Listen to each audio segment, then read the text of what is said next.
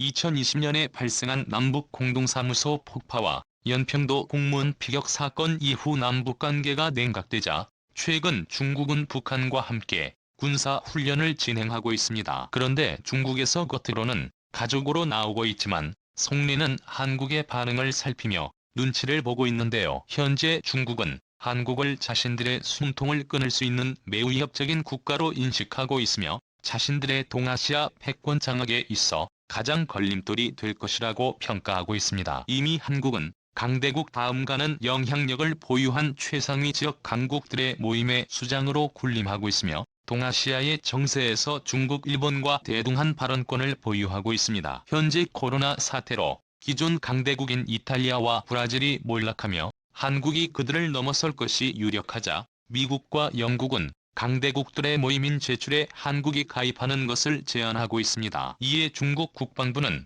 한국이 강대국으로 성장하기 전에 북한과 함께 한반도를 침공해 어떤 희생을 치러서든 적화 통일을 실현해야 한다는 주장이 지속적으로 제기되고 있는데요. 그러나 휴전 이후 다시는 국가를 잃지 않기 위해 70년간 전쟁 준비를 소홀히 하지 않으며 세계 6위의 군사 강국으로 올라선 한국군에겐 헛소리에 불과합니다. 그래서 오늘은 북한과 중국이 연합해도 한국을 이길 수 없는 이유에 대해 알아보겠습니다. 네, 안녕하십니까. 군사기밀 뉴스TV입니다. 알람 설정을 하시면 영상 업로드 시에 바로 시청하실 수 있습니다. 예로부터 한반도는 일본과 중국의 한가운데에 자리잡아 동아시아의 전략적 요충지로 이름을 떨쳤으며 중국과 일본은 어떻게든 한국을 차지하기 위해 전쟁도 망설이지 않았는데요. 현재 미국은 혈맹에 가까운 동맹을 맺음으로써 동아시아의 패권을 한국과 공유하고 있으며 후발주자인 중국은 동아시아의 패권을 강탈하기 위해 한국을 호시탐탐 노리고 있습니다. 즉 제1차 한국전쟁이 발발했을 때 북한이 핵을 발사해 전 세계를 적으로 돌려 중국이 선전하지 않는 이상 국가와 국민을 수호하기 위한 한국군의 상대는 북중연합군이 될 것이 매우 유력한데요. 그러나 북중연합군은 겉만 번지르르 할 뿐 실상은 아군의 희생 따위는 안중에도 없으며 아직도 70에서 80년 전에 사용했던 인해 전술을 주요 전략으로 내세우는 오합지졸에 불과합니다. 특히 북한군은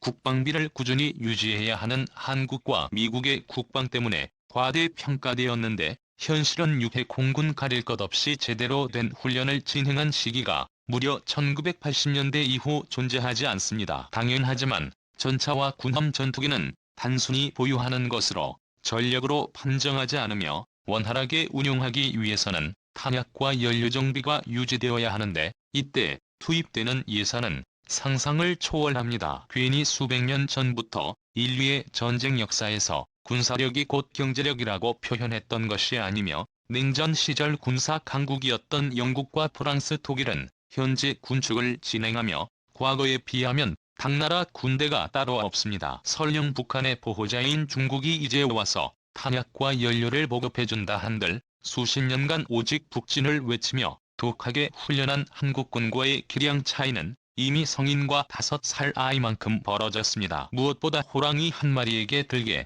5마리는 전혀 위협이 되지 않듯이 현대의 전장에서 물량보다 성능이 핵심으로 평가받으며 그것을 증명하는 전쟁이 바로 걸프전입니다. 걸프전 당시 미국을 포함한 서방연합군을 압도하는 물량 자랑하며 세계 5위 안에 들던 군사강국인 이라크는 물량은 40%도 채 안 되지만 고성능의 최신 무기를 내세운 미군에게 말 그대로 전멸했습니다. 당시 미 육군은 수백 대에 불과한 M1 전차로 무려 수조 원대의 T-72를 일방적으로 학살해이며 고성능의 전투기였던 미공군의 옛 부시부는 이라크 공군의 주력인 13을 일방적으로 유린했습니다. 하물며 그때보다 격차가 훨씬 벌어진 현 시점에선 북한군은 핵을 제외하면 아프리카 반군 수준에 불과하며 중국군이 오기 전까지 한국군의 발목을 잡는 역할도 전혀 수행할 수 없습니다. 결국 한반도와 동아시아의 패권을 걸고 한국군과 최후의 결전을 치를 상대는 중국인데요. 그런데 중국이 미국과 러시아 다음 가는 군사강국인 것은 확실하지만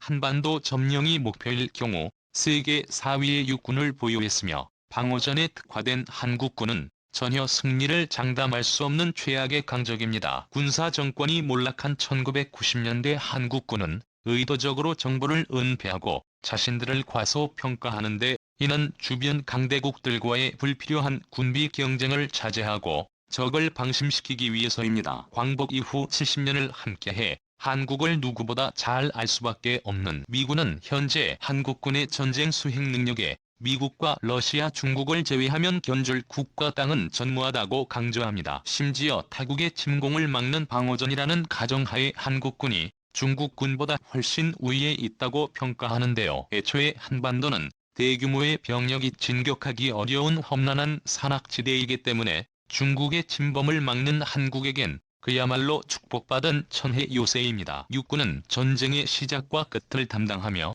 영토를 점령하고 유지하기 위해서는 반드시 필요한 병과입니다. 중국 육군은 한국의 3배가 넘는 6,400대의 전차로 대규모의 기갑군단을 편성한데, 한국군이 방어선을 구축하기 전에 비바르게 휴전선을 돌파하여 속전속결로 한국의 심장인 서울을 점령하는 것을 목표로 두고 있습니다. 그러나 이 전략은 미국과 러시아 다음으로 많은 3전 5세대 전차를 보유한 한국 육군을 지나치게 과소평가했는데요. 중국 육군의 3세대 전차인 99식은 평범한 성능을 보유했지만 포의 파괴력에 빈약해 같은 3세대 전차도 격파할 수 없습니다. 반면 한국의 K전차는 세계 최강의 화력을 자랑하는 자신의 주포를 직접 막아내는 엄청난 방어력을 증명했습니다. 즉 중국의 99식 전차로는 높은 기동성과 방어력을 자랑하는 K를 격파할 수 없습니다. 거기다 전차전의 핵심이며 높은 기술을 요구하는 전자장비에서 K는 미국의 M1A와 세계 최고 수준으로 평가받기 때문에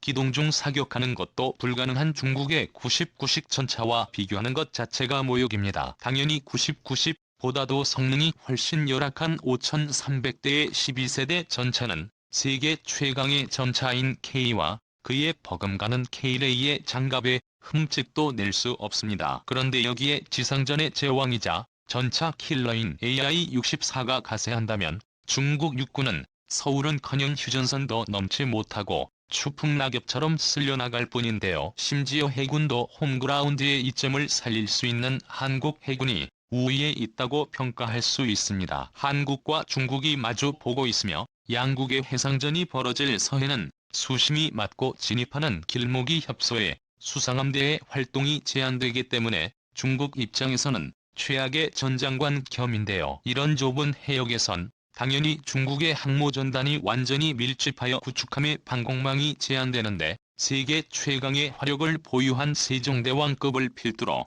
한국 해군의 구축함이 퍼붓는 미사일비를 전혀 요격할 수 없습니다. 그렇다면 중국 해군은 공해에서 침공할 수밖에 없는데, 이는 세계 4위의 전력을 보유한 해저대와 미 해군에 협공당하는 최악의 선택입니다. 무엇보다 전쟁의 승패를 결정짓는 공군에서도 중국은 한국에게 우위를 점할 수 없습니다. 중국 공군의 전투기들은 외의 Su-27계열의 불법 복제한 짝퉁이기 때문에 한국 공군에게 한참 열세인 성능 격차를 2배가 넘는 엄청난 물량으로 상쇄하고 있습니다. 당장 주적인 대만 공군을 상대할 때도 구식 전투기 JG의 수백 대를 출격시켜 전력을 최대한 소모한 뒤 주요 전력인 제-20과 제-21을 내보낼 제공권을 장악한다는 것이 중국 공군의 전략입니다. 그러나 중국이 큰 착각을 하는 것이 한국은 대만과는 벽이 다른 군사강국인데요. 현대전에서 공군에게 전투기만큼 중요한 것이 바로 항공 전력입니다. 전투기 역사상 가장 빠른 25의 비행 속도가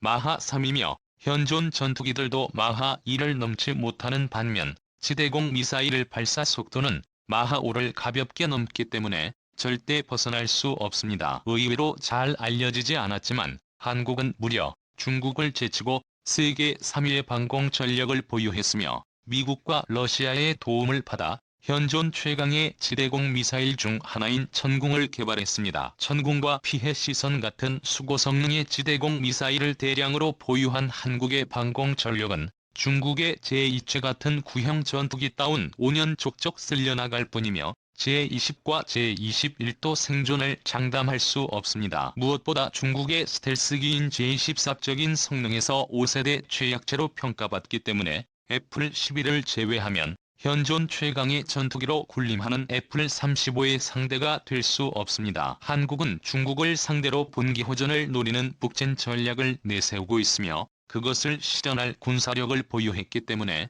중국으로서는 설령 이긴다 해도 잃을 것이 너무 많아 한국을 감히 넘보지 못하고 있습니다. 군사기밀을 스티브입니다. 다음 영상에서 만나요.